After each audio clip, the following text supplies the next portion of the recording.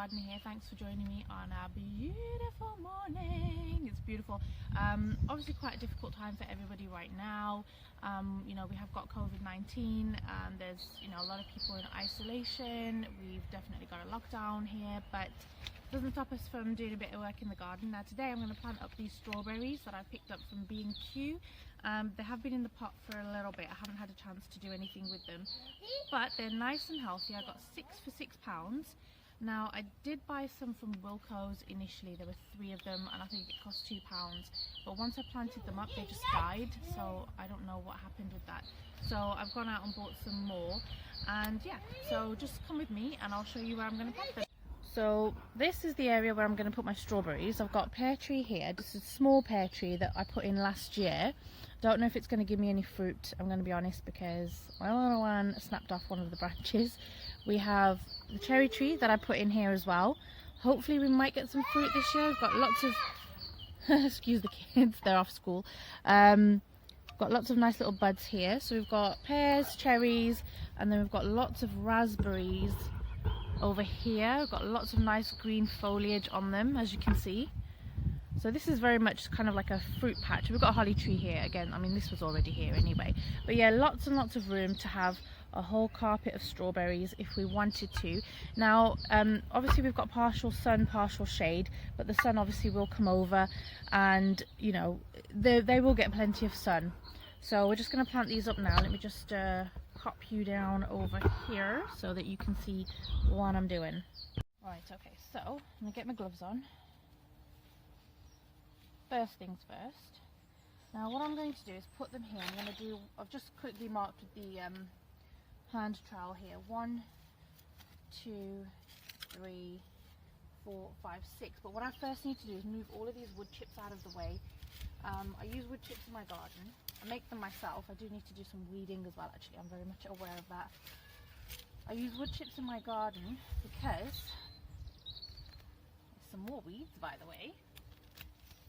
Goodness me, look at that. Because it does help to suppress the weeds and reduce the amount that they come out of the soil, but it also feeds the soil and it makes everything a lot more nutritious. I mean, if you look at the soil that we've got here, you know, it's so rich. It's almost black. I mean, it's really beautiful, really beautiful soil. So yeah, but first of all, I'm going to move the wood chips out of the way first. There we go. That's a lot of ivy growing here, by the way. That's come up from the back of the garden. So anyway, I'm going to take the first one here. What I'm going to do is gently remove it from the pot. I hope I've got you in the right place so you can see what I'm doing. So you can see this got... Always keep your pots, by the way, because these can't be recycled. You can't put these in your recycle bin, so if you do have lots of these pots, please keep them and reuse them for planting other stuff. Okay, but yeah, it's got a really nice root structure on it here, really healthy, and that's something that was not present in my Wilko's ones. In fact, the Wilko ones, let me show you, it's right over here. There it is, sorry. Right here. And it's, I mean, it's dead. It's not even holding into the ground, look at that. Nothing there, not one, I mean, it's just, I don't know. That's not very good. But anyway, back to this over here. Sorry. I've got you in the right place? Yes, I have. So my first one is going to go right over here. Now with this one, generally what you'd want to make sure that you would do is you'd have the roots. For example, the way you've got this here, let's just use the dead one as an example. You would create a trough into your soil with a little mound, and your roots would go on either side of it like this. There's no need for me to do that with this. I mean, it's already as it is. It's looking really good. We're simply just going to pop this into the ground.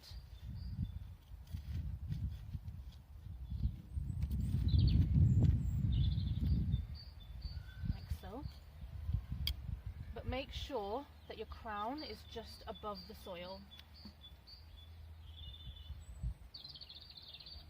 You don't want to bury the crown. Okay, so that's one done. I'm going to do the second one. Some stones I think I've got here as well. Yeah, some stones in there. There we go. Got the second one.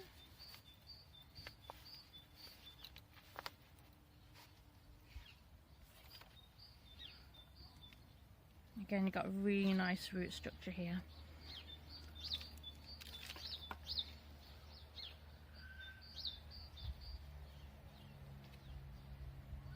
Very gentle with it as well.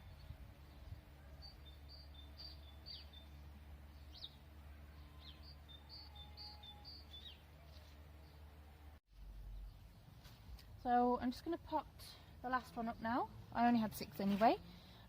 Finding lots and lots of worms as we go along as well, which is a good thing. Worms are good for your soil. It means you've got really good healthy soil.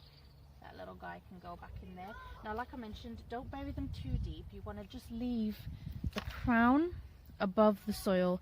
So where you've got your soil line here, that's where you want to plant it. That's where you want to plant it up to anyway. Don't bury the whole thing, okay? Let's just pop that in there.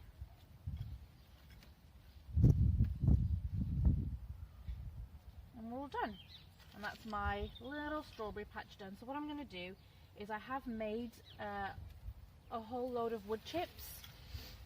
If you follow my Instagram story, you would have seen I made some wood chips just the other day. So what I'm going to do is bring those out. They're nice and fresh, and I'm going to sprinkle them all the way around.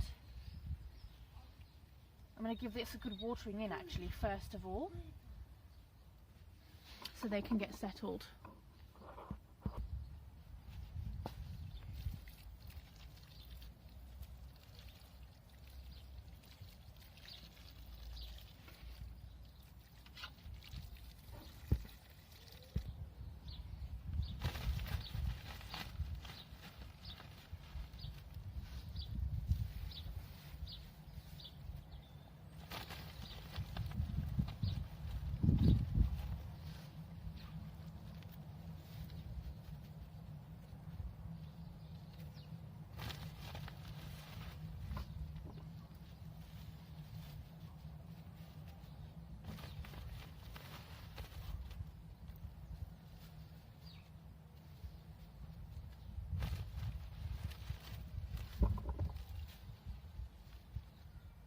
Like I mentioned, wood chips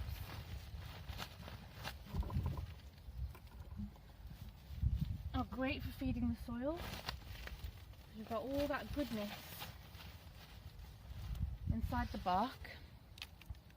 These are all homemade from a domestic wood chipper that I invested in, and it's a brilliant investment. If you can make it, go for it.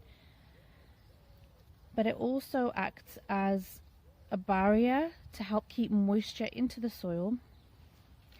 And not only that, slugs don't usually like crawling over it. I found that since I've put wood chips down, I've had less slugs on these planting areas. Whoops, sorry, I knocked you over nearly.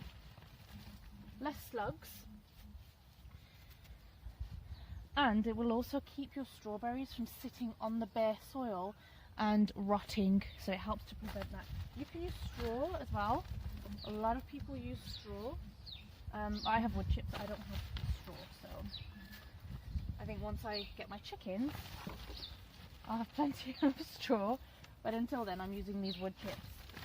And like I said, mentioned already, a bit of shameless self-promotion, that if you follow my Instagram, you'll see all the updates on everything that we're doing, and I will be compiling the video of the whole journey from getting our chicken coop, getting it ready, fixing it up.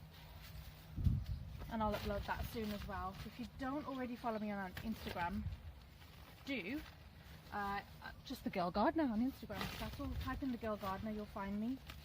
And you can follow me and catch up on my stories too. So now that we're all done, I can leave that as it is.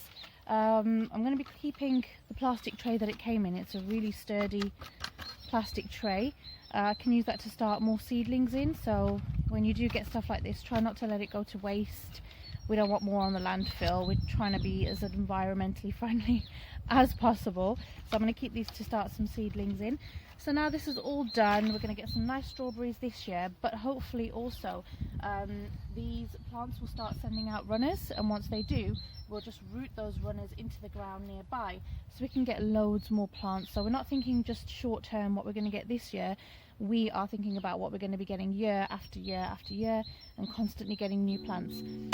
So yeah, there we have it. Thanks for joining me, guys. What are you doing? I hope that whatever you're doing is productive and making the most of the time that you have. If you're in isolation, I don't know if some people are still working. But yeah, if you like the video, give it a thumbs up, do subscribe to my channel. I'd really appreciate that. And I'll see you soon. Okay, bye-bye.